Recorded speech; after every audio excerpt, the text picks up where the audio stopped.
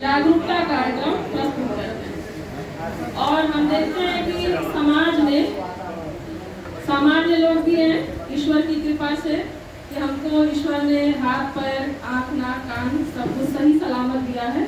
कुछ ऐसे भी व्यक्ति जन्म लेते हैं तो जन्म से या जन्म के बाद किसी तरह की किसी समस्या से ग्रसित हो जाते हैं और समाज से वो अलग थलग होते जाते हैं।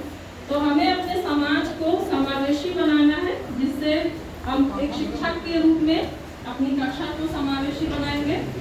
और नवोदय विद्यालय के हम शिक्षक हैं तो हम एक जागरूकता कार्यक्रम प्रस्तुत कर रहे हैं। इसमें हमने टीचर्स, प्रिंसिपल्स और लोकल पीपल और अभिभावकों को आमंत्रित किया है ताकि वो दिव्यांगजनों के प्रति जागरूक हो, जिससे दिव्यांगों के जो समानता है, सहानुभूति है उनके प्रति और उनके जो अधिकार हैं उन सब के प्रति लोग जागरूक हो और उन्हें वही हक मिले जो हम सामान्य लोगों को मिलता है। तो हमने 4 तरह के लोगों को अपने कार्यक्रम में लिया है जिनके प्रति हमें जागरूकता करनी है। पहला हमने लिया है एसिड अटैक से ग्रसित जो लोग हैं। दूसरा लिया है दृष्टिबाधित, मतलब जिनको दिखने में समस्या है। तीसरा हमने लिया है श्रवणबाधित और चौथा हमने लिया है शारीरिक चुनौतीपूर्ण व्यक्ति। तो पहला जो है उदाहरण सामने आप देख रहे हैं, ये कौन है, पहचानिए। नाम कोई बता सकता है इसमें? लक्ष्मी अग्रवाल।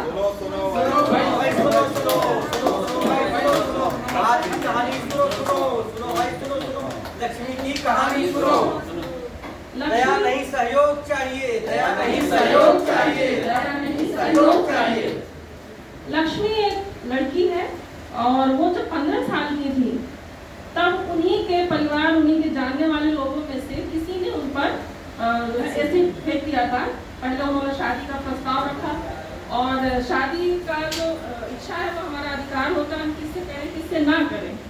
तो उस पर उन्होंने जब मना किया तो उन पर एसिड फेंक दिया गया था और इतनी कम उम्र में उन्होंने इस इतनी बड़ी मुसीबत को, जो छपाक फिल्म भी पर बनी हुई है और इस फिल्म को बनाया है मेघना गुलजार ने और जिसमें उन्होंने दिखाया है, दीपिका पादुकोण ने उस फिल्म में काम किया है। मोस्टली लोगों ने उस फिल्म को देखा भी होगा कि उस फिल्म में गाना है कि मतलब एक छपाक से ही उसकी पहचान खत्म हो गई। जो एक हंसती खेलती लड़की चल रही है, अपने जीवन के उसके कई सपने हैं, वो सपने एक कुछ ही क्षण में एकदम मिट जाते हैं और वो अपने ही चेहरे को देखकर डरने लगती है। समाज के लोग उसको देख के डरने लगते हैं, भागने लगते हैं, दूर जाने लगते हैं और वो अपने आप को महसूस ही नहीं करती इस दुनिया में। वो आत्महत्या के भी प्रयास करती है। फिर हिम्मत बढ़ा के वो अपने आप को समाज में धीरे धीरे स्थापित करती है। लक्ष्मी ने फिर लक्ष्मी फाउंडेशन के नाम से एक फाउंडेशन की शुरुआत की जो एसिड अटैक महिलाओं के लिए है। उनको बाद में जो है कई पुरस्कार भी मिले। अंतर्राष्ट्रीय साहसी महिला पुरस्कार 2014 में मिला, अंतर्राष्ट्रीय महिला सशक्तिकरण पुरस्कार 2019 में मिला है। तो ये बहुत मार्मिक घटना है। हम छपाक फिल्म का गाना 2 पंक्तियों में सुनेंगे।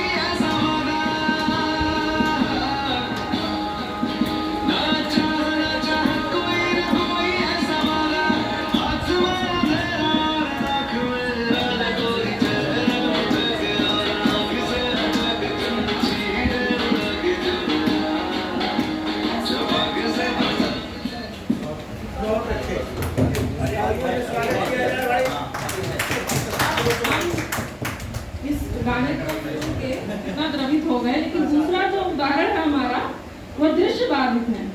ये कौन है? ऐसा शॉर्ट में करते थे। हाँ, ये कौन है, नाम जरा बताएं।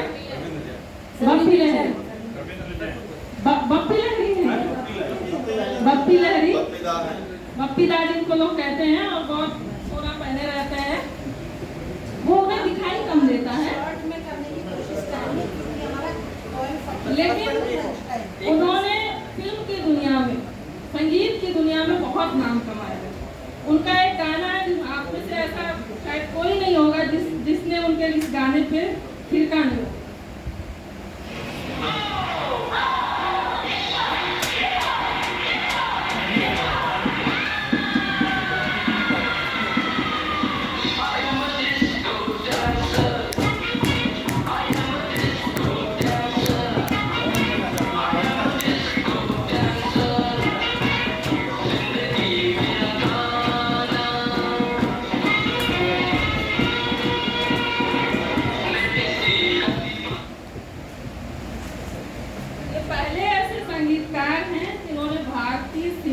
भारतीय संगीत में डिस्को डांस लाएंगे। और मैं तीसरा नाम ले रही हूँ जो कि विनय बहादुर पटेल, विनायक बहादुर पटेल। ये श्रवण बाधित बालक है जो भारत का पहला श्रवण बाधित युवा है जिसको बाल पुरस्कार मिला हुआ है, आजाद शत्रु पुरस्कार मिले, उनको कई पुरस्कार मिले हुए हैं। ये पहला श्रवण बाधित युवा बालक है जिसे अपनी कला के माध्यम से प्रधानमंत्री बाल राष्ट्रीय पुरस्कार मिले, आजाद शत्रु पुरस्कार मिले। और इसने अपने बचपन से ही दृष्टिबाधिता को दरकिनार करते हुए जो भी समाज में जितनी भी चुनौतियां मिली उन्हें दूर करने का प्रयास किया और उसी के आधार पर इसे ये पुरस्कार से सम्मानित किया।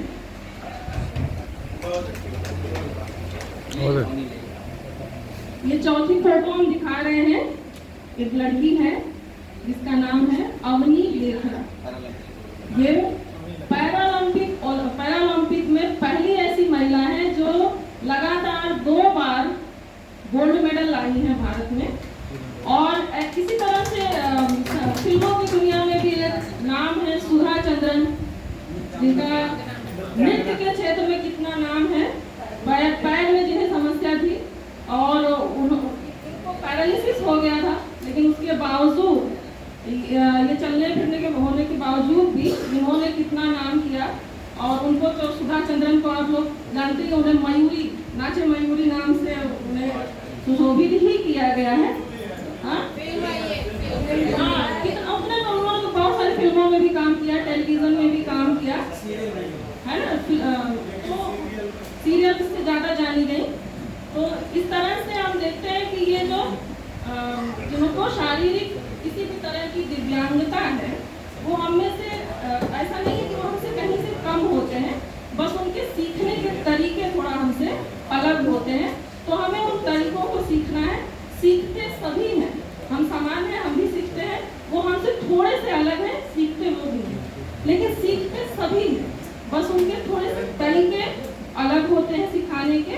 तो हम एक नागरिक के तौर पर हमें ये जिम्मेदारी निभानी चाहिए कि हम उनको अपने जैसा ही समझें, उनके प्रति समान पहुंच रखें। धन्यवाद। Very good.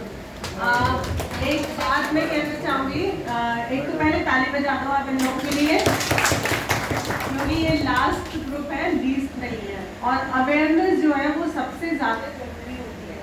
और अवेयरनेस में सबसे बड़ी बात जो हम करते हैं वो देते हैं रोल मॉडल्स, बताते हैं लोगों को कि उन रोल मॉडल्स ने ऐसा किया। लेकिन जब भी हम अवेयरनेस करते हैं लोगों में तो हमें ये पहले बताते हैं कि हाँ ये डिसेबिलिटी है और ये डिसेबिलिटी की वजह से आपका जीवन रुकेगा नहीं, आप आगे बढ़ सकते हो, ये उससे लिंक। एक चीज़ जो आपने कही पहले शुरू में ही कि हम हमारे ऊपर भगवान की कृपा है कि हम सामान्य हम विकलांग नहीं है, तो ये एक मिथ है कि डिसेबिलिटी एक पहले जन्म के किसी पाप का या भगवान की श्राप का फल है। तो हम उस बात को यहाँ कह रहे हैं और उसमें आपकी गलती नहीं है, आपको भी उसकी अभी अवेयरनेस नहीं है। दूसरी बात आपने कहा कि हमें उनसे सिंपैथी रखनी चाहिए, हमें सहानुभूति